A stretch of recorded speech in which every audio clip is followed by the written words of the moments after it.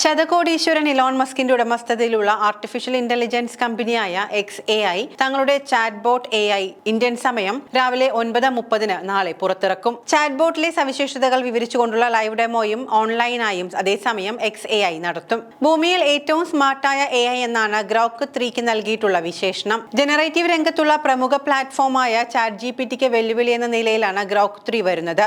നിലവിലുള്ള എല്ലാ പ്ലാറ്റ്ഫോമുകളെയും പിന്തള്ളുന്ന പ്രകടനമായിരിക്കും ഗ്രോക്ക് 3 നടത്തുന്നത് എന്നും കമ്പനി അവകാശപ്പെടുന്നു. ഡിജിറ്റൽ ഡേറ്റ ഉപയോഗിച്ചാണ് പ്ലാറ്റ്ഫോമുകൾ പ്രവർത്തിക്കുന്നത്. ഒരു ചെറിയ കുട്ടി ചുറ്റുമുള്ള കാര്യങ്ങൾ മനസ്സിലാക്കി വളരുന്നത് പോലെ ഡേറ്റ പഠിച്ചു വിലയിരുത്തിയും തെറ്റുകൾ വിലയിരുത്തിയും തിരുത്തിയും പഠനവിധേയമാക്കിയും വീണ്ടും പരിഹരിക്കുന്ന സവിശേഷതയും ഗ്രോക്ക് 3 പുലർത്തുന്നുണ്ട് എന്നാണ് കമ്പനിയുടെ അവകാശവാദം. തെറ്റുകൾ സ്വന്തമായി കണ്ടെത്താനും അത് നീക്കം ചെയ്യാനും ഇതിന് കഴിവുണ്ട്. ഇതിലൂടെ സ്ഥിരതയും കൃത്യതയും അതുവഴി പ്ലാറ്റ്ഫോം ഉറപ്പു നൽകുന്നു എന്നും മസ്ക് പറയുന്നു. ഇതുപോലെ ChatGPTക്ക് അടുത്ത കാലത്ത് വെല്ലുവിളി ഉയർത്തിയ ഒരു ചൈനീസ് കമ്പനിയായിരുന്നു DeepSeek. എന്നാൽ ആപ്പിന്റെ വളർച്ചയിൽ ഇപ്പോഴുണ്ടായ ഈ മുന്നേറ്റം ടെക്നോളജി രംഗത്ത് അമേരിക്കയ്ക്കുണ്ടായ ഏറ്റവും വലിയ തിരിച്ചടിയായിട്ടാണ് കണക്കാക്കപ്പെടുന്നത്. ചൈനീസ് നിർമ്മാണമായതുകൊണ്ട് തന്നെ US കമ്പനികളെ അപേക്ഷിച്ച് ചിലവ് കുറഞ്ഞ രീതിയിലാണ് DeepSeek മോഡലുകൾ വികസിപ്പിച്ചിരുന്നത്. ഇത് ടെക്നോളജി പരമാവധി പ്രയോജനപ്പെടുത്താനും കൂടുതൽ ഫലം നൽകാനും സഹായിക്കാറുമുണ്ട്.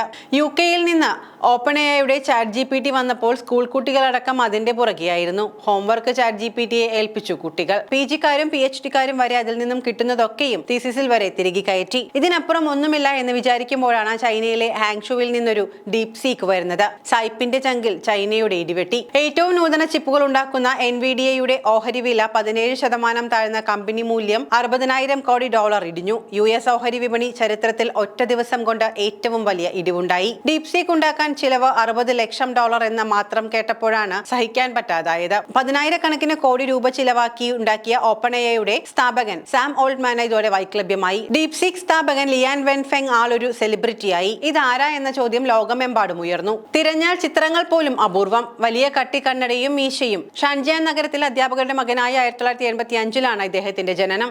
സ്കൂളിൽ പഠിക്കുമ്പോൾ തന്നെ കണക്കിന് ഏറെ മുൻപന്തിയിൽ. ഷിജിയാങ് സർവകലാശാലയിൽ നില ഇലക്ട്രോണിക്സ് ഇൻഫർമേഷനിൽ PG.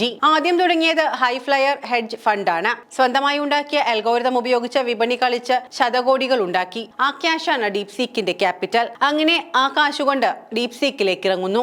ചൈനയിലേക്ക് അമേരിക്കയുടെ ചിപ്പ് കയറ്റുമതി നിരോധനം വരും മുൻപേ NVIDIAയുടെ ഏറ്റവും മുന്തിയ 800 ഗ്രാഫിക് പ്രോസസിംഗ് ചിപ്പ് 10,000 എണ്ണം ഇവർ വാങ്ങി സ്റ്റോക്ക് ചെയ്തിരുന്നു. അതും ഒരു ബുദ്ധി തന്നെ. അങ്ങനെ സായിപ്പിന്റെ തുറുപ്പുകളാൻ ചിപ്പ് കൊണ്ട് സായിപ്പിനിട്ട് തന്നെ കൊടുത്തു കിടിലനൊരു പണി. ടോപ്പ് ചൈനീസ് സർവകലാശാലകളിലെ യുവപ്രതിഭകളെ തന്നെ കമ്പനി ജോലിക്കെടുത്തു.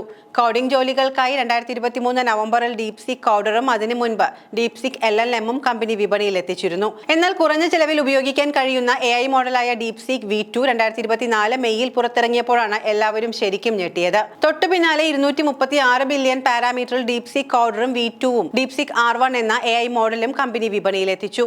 മറ്റുള്ള AI കമ്പനികൾക്ക് ചെലവായതിന്റെ 10% താഴെ തുക ഉപയോഗിച്ചായിരുന്നു DeepSeek ഇതൊക്കെ സാധ്യമാക്കിയത്. ഇനി നാളെ ഗ്രോക്ക് 3 വരുമ്പോൾ അറിയാം ബാക്കിയുള്ള കഥകൾ.